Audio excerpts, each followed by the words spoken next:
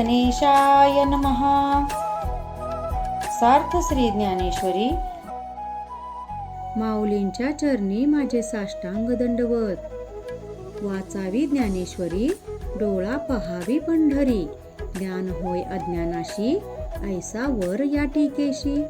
ज्ञान होय मूढा, अति मूर्ख त्या दगडा. वाचील जो कोणी, जना त्यासी लोटांगणी. अध्याय 6 आत्मसंयम योग. क्रमशः वाचन. भाग पहिला. संजय धृतराष्ट्रास म्हणाला, महाराज, आता तो श्रीकृष्ण सखा अर्जुनास योगाबद्दल काय आणि कोणती माहिती देतो ते ऐका. तो म्हणतो की भगवंतांनी त्या अर्जुनास जे ज्ञान भोजनाचे पारणे दिले, त्यावेळी परमभाग्याने आम्ही तिथे औचित पाहुणे म्हणून पोहोचलो. आमच्या दैवाची थोरवी ती काय सांगावी. तहान लागावी, पाण्याचे भांडे तोंडाला लावावे, आणि ते पाणी नव्हे तर प्रत्यक्ष अमृत असावे असे हे आहे. राजन, जसे एखाद्या अडलेल्या नडलेल्या व्यक्तीकडून बहुमोलाची वस्तू अल्पमोलात मिळावी, तसाच हा भाग आहे जणू.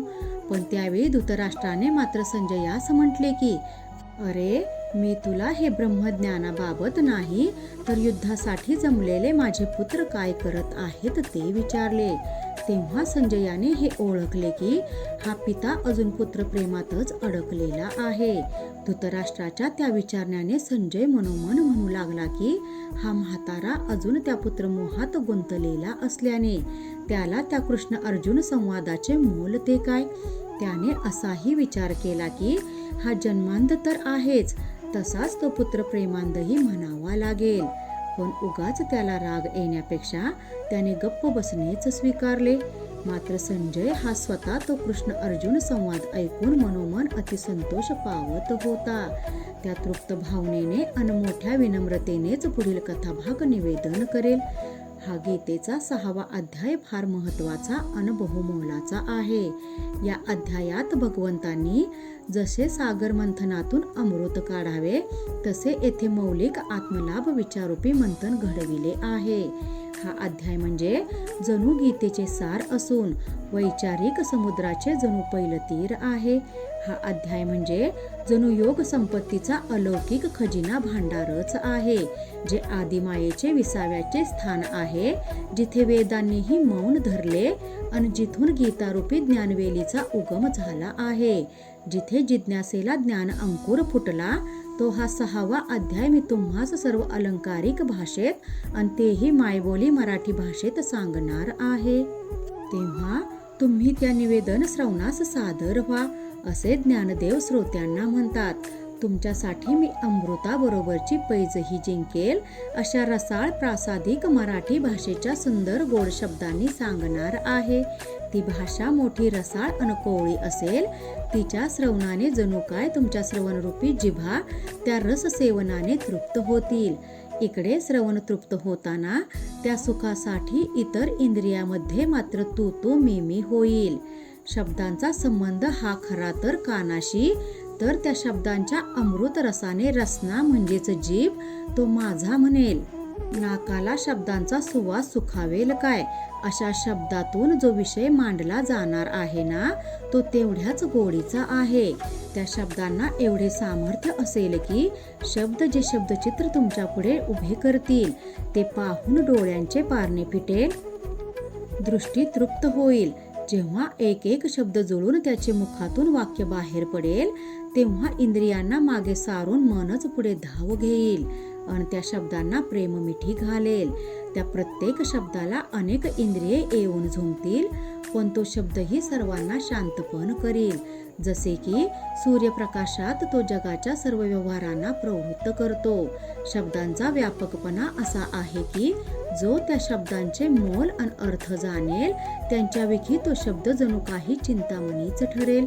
सुजन हो, या ग्रंथाच्या रूपाने मराठी भाषेच्या मोठमोठ्या ताटामधून मीही ब्रह्मरसाची मेजवानी तुमच्यासाठी वाढून आणली आहे. या ब्रह्मरस मेजवानीचा आस्वाद घेण्यासाठी जो आत्मज्योतीची ठाणदिवी करून प्रकाशात आत्मबोधाचे भोजन करेल, तो त्याची इंद्रिये अगदी तृप्त होऊन जातील.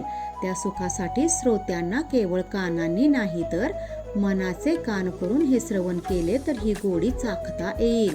इथे कानापेक्षा मनापासून जीवाचे कान करून ऐकणाऱ्यास त्याचा खरा आनंद मिळेल. या श्रवणात श्रोत्यांना शब्दांची साली अलगद दूर करून आतील ब्रह्मरसाच्या गाभ्यापर्यंत पोहोचावे लागेल. आणि तसे झाले की मग अवघे सुखच सुख अशी अनुभव प्रचिती येईल. जर इथे मनाचे कान करून हे श्रवण झाले तर ठीक, नाही तर मुक्याने सांगावे आणि बहिऱ्याने ते ऐकावे अशातली गत होईल. असो, यावर आता अधिक बोलणे उचित नाही. इतके मात्र नक्की की हे निष्काम पुरुष असतील तेच या श्रवणाचे खरे अधिकारी होत. आता ते निष्काम कोण, तर ज्यांनी ब्रह्मज्ञान प्राप्तीसाठी संसार आणि स्वर्ग सुखाची ओवाळणी केली आहे, त्यांना दूर केले आहेत ते साधक, ते उपासक, ते योगी. त्यांच्याशिवाय इतरांना याची नेमकी गोडी काय ते कळणारच नाही. कावळ्याला जशी चंद्राची ओळख नसते, चंद्र हा चकोराचे खाद्य आहे, त्याप्रमाणे ज्यांना या गीतेची खरी ओढ आहे, जे त्यातील ज्ञान जाणून घेण्यास अति उत्सुक आहेत, त्यांनाच या श्रवणाचे मोल असेल. हा ग्रंथ ज्याचे सुख विश्रांती स्थान आहे, जे खरेच आर्तज्ञानी आहेत, त्यांनाच याचे मोल. जे अज्ञानी त्यांना परक्या प्रांतात उगाच गेलो असेच वाटणार. असो श्रोते हो, जर माझ्या बोलण्यात काही उणेपणा आला असेल तर सज्जन भक्तांनो, आपण मला क्षमा करावी. आता हे सारे बोलणे बाजूला करून मी तो परमात्मा अर्जुनास काय आणि कोणत्या शब्दात वदता झाला ते मी तुम्हास सांगतो, तुम्ही ते ऐका. खरं म्हणजे हा सारा विषय इतका गहन आहे की तो बुद्धीला चटकन आकळणे आणि शब्दातून सांगता येणे फार अवघड आहे. तरीही माझा दृढ विश्वास आहे की सद्गुरू निवृत्तीनाथांच्या कृपेने मी ते शब्द माध्यमातून तुमच्यापर्यंत पोहोचवू शकेन. कारण त्या गुरुकृपेबद्दल मी काय अन कसे सांगू. जर गुरुकृपा घडेल तर जी गोष्ट दृष्टीस न पडणारी असेल ती सुद्धा सहजपणे दिसून येते. जर भाग्याने हातात परीस मिळाला तर त्याच्या मदतीने लोखंडाचे सोने करून मिळते. तसे जर मजवर कृपेचा वर्षाव होईल आणि मी प्रामाणिक प्रयत्न केले तर काय शक्य होणार नाही. म्हणून मी विनम्र भावे माझ्या सद्गुरूंकडे हेच मागणे मागीन की तुमची गुरुकृपा माझ्यावर अखंड राहू द्यावी. ती जर कृपा झाली तर मी माझ्या या अमृत बोलांनी या आसपास रूपास आणीन. जे अति इंद्रिय असे श्रवण सुख, आत्मसुख, तो परमानंद मी श्रोत्यांना श्रवणेंद्रियामार्फतच भागवीन. असे पहा की यश, लक्ष्मी, औदार्य, ज्ञान, वैराग्य आणि ऐश्वर या षडगुणांनी जो स्वयंपूर्ण असा श्रीकृष्ण आहे, त्यामुळेच त्याला भगवंत म्हणतात. जो सर्वसंग परित्यागी, साधक, उपासक यांचा सखा आहे, प्राणप्रिय मित्र आहे, तो श्रीहरी अर्जुनास हेच सांगतो की बाबा अर्जुना, उठ, जागा हो अन सावध हो. श्रीकृष्ण म्हणतात, अर्जुना, योगी व संन्यासी हे जरी व्यक्ती म्हणून वेगवेगळे असले तरी नीट विचार केला तर असे लक्षात येईल की दोघे एकच आहेत. त्यांचे देह दोन असतील, त्यांची नावे दोन वेगवेगळी असतील, पण त्या दोघांच्या मधील असलेले आत्मतत्व हे मात्र एकच आहे. म्हणून जो योगी तोच संन्यासी आणि जो संन्यासी तोच योगी होय. जसे दोन रस्त्यांनी एकाच गावाला जावे, एकाच व्यक्तीला दोन भिन्न नावांनी हाका माराव्यात किंवा वेगवेगळ्या भांड्यात भरलेले पाणी काही वेगळे होत नाही, ते एकच असते. तसा योग आणि संन्यास यामध्ये फरक करता येत नाही. ही गोष्ट तू ध्यानात घे. अर्जुना, एक लक्षात ठेव, जो कर्मे तो करतो, पण त्या कर्मापासून कोणत्या फळाची अपेक्षा मात्र करत नाही. तोच या जगातला सर्वात श्रेष्ठ ज्ञानयोगी असे समजावे. खरं म्हणजे या धरणीच्या आधारानेच वृक्ष वाढतात, मोठे होतात, त्यांना फलभार लागतात. पण धरणी काही वृक्षाकडून फल अपेक्षा करत नाही. त्याप्रमाणे आत्मबोधाच्या मदतीने प्राप्त परिस्थितीनुसार आणि ज्याच्या त्याच्या स्वधर्मानुसार जी जी काही प्रासंगिक कर्मे करतो, परंतु जो ती कर्मे मी केली, मी त्याचा करता हा अहंकार धरत नाही. जो बुद्धीला फलापेक्षेकडे जाण्यापासून दूर ठेवतो. पार्था, अरे असा जो पुरुष, मग तो योगी असो वा संन्यासी असो, तो केवळ योगीश्वरच असे हेच खरे.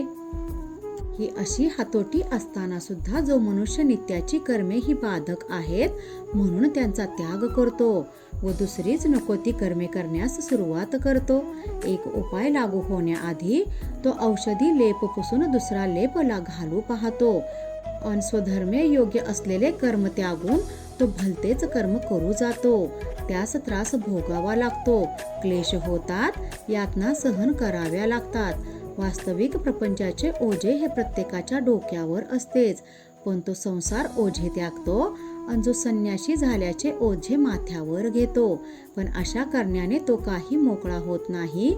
त्याला सुखाची प्राप्ती ही ज्याने त्याने आपल्या वाट्यास आलेली कर्मे व्यवस्थितपणे आचरण आणण्यातच आहे.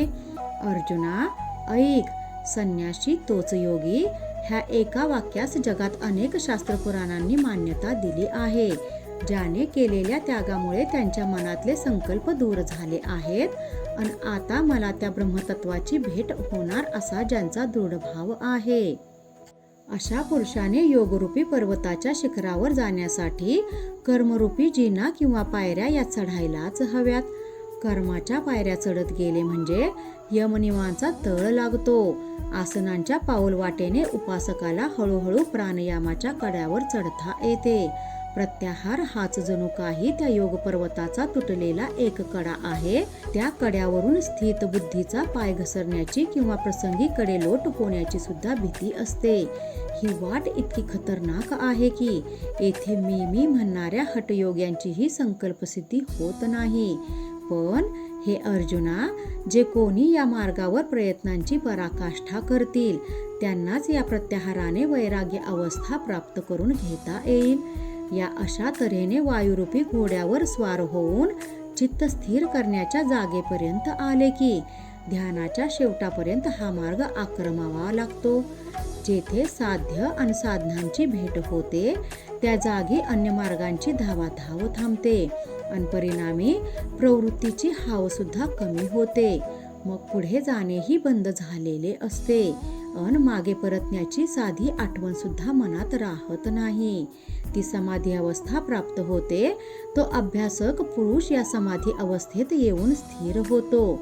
या साधना मार्गाने जो योगारूढ होतो तो निश्चितपणे पूर्ण अवस्थेत अहम ब्रह्मास्मी या पदास येऊन पोहोचतो. अशा पुरुषाची लक्षणे कोणती ती मी तुला सांगतो. ती आपण पुढील अध्यायात ऐकूया. कृपा त्या ज्ञानेश्वरीची, करून घ्या शुद्धी भक्तीने अंतरंगाची. रामकृष्ण हरी. गीता भागवत ज्ञानेश्वरी.